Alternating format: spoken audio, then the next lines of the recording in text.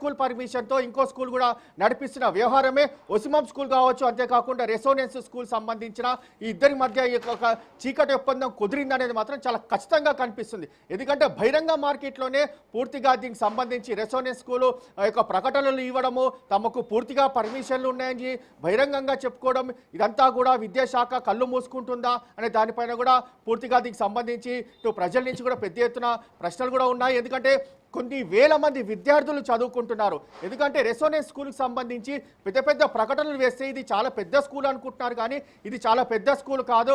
ఇది పూర్తిగా అక్రమాలకు నిబంధనలుగా మారిన యొక్క స్కూల్ అనేది మాత్రం ఖచ్చితంగా కనిపిస్తుంది. దీనిపైన ఇప్పటికైనా ఇప్పుడు ఈ యొక్క అత్తాపూర్ని బేస్ చేసుకుంటే రాష్ట్ర వ్యాప్తంగా ఉన్నటువంటి అన్ని స్కూల్స్ పైన కూడా విచారణ జరపాల్సినటువంటి అవసరం ఉంది మీరు చెప్తున్నట్టు. ఎందుకంటే హైదరాబాద్లో వేగంగా విస్తరిస్తున్నాయి.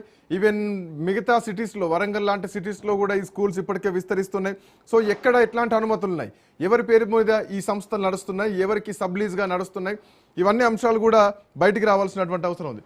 ఇలాంటి కార్పొరేట్ స్కూళ్ళు రైట్ టు ఎడ్యుకేషన్ కింద జాయిన్ అయినటువంటి విద్యార్థులకు ఉచితంగానే విద్యను అందించాలి. అసలు అవన్నీ ఫాలో అవుతున్నారా? ఇది నాట్ అబౌట్ రెజోనాన్స్, మొత్తం ఓవరాల్ కార్పొరేట్ కల్చర్ మీద ప్రశ్నించాల్సినటువంటి అవసరం ఉంది. ఒక పేదవాడికి విద్యను అందించడం కోసం ప్రైవేట్ స్కూల్స్లో 25% అందించాల్సినటువంటి అవసరం ఉంది. ఆ వ్యవస్థ కూడా ఇక్కడ ఏం కనిపించట్లేదు కదా. సాధారణ ప్రజలకే దిక్కు లేదు, ఇక పేదవాళ్ళకి ఏం దిక్కుంటుంది? అయితే ఇలాంటి యొక్క స్కూల్కి సంబంధించి పూర్తిగా ఎప్పటికప్పుడు అధికారులు తనిఖీలు చేస్తూనే ఉండాలి. ఎందుకంటే ఆ యొక్క పర్మిషన్ లేని స్కూళ్ళతో పూర్తిగా కేవలం వ్యాపారం మాత్రమే చేస్తున్నారు.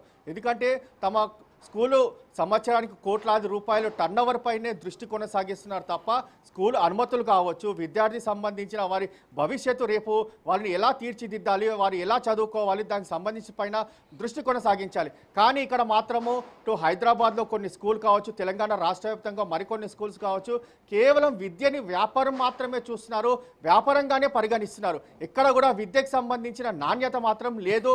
ఎందుకంటే వీరు ఒక విద్యకు నాణ్యత ఇవ్వాలంటే పూర్తిగా అన్ని పర్మిషన్లు తీసుకుంటారు.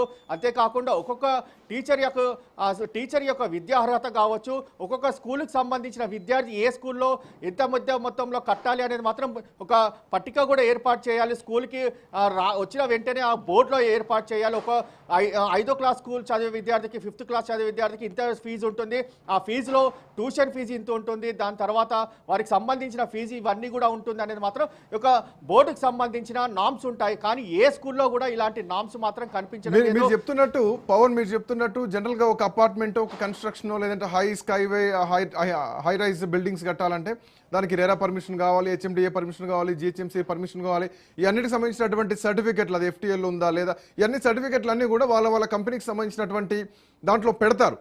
సో ఎందుకు మరి విద్యా వ్యవస్థ విషయానికి వచ్చేసరికి ఒక స్కూల్కి సంబంధించినటువంటి వివరాలు కానీ, ఫైర్ సేఫ్టీ నిబంధనలు కానీ, లేదంటే అనుమతులు కానీ, ఇవన్నీ కూడా ఎందుకు పబ్లిక్ డొమైన్లో పెట్టట్లేదు? విద్యాశాఖ ఎందుకు దీన్ని సీరియస్గా తీసుకోవట్లేదు? ఎందుకు బ్రాండ్స్ని చూపించి పేరెంట్స్ని మోసం చేస్తున్నటువంటి పరిస్థితి? అయితే వీటికి పర్మిషన్ లేదు కాబట్టి దీనికి సంబంధించి వారు పెట్టలేకపోతున్నారు. అదే విద్యా సంబంధించిన అధికారులు ఎప్పటికప్పుడు ఏ స్కూళ్ళకు సంబంధించి ఎక్కడెక్కడ యొక్క స్కూల్స్ ఉన్నాయి వాటిపైన రైట్స్ చేసి అసలు దీనికి పర్మిషన్ ఉందా లేదా అనేది మాత్రము ఎప్పటికప్పుడు దీనికి సంబంధించి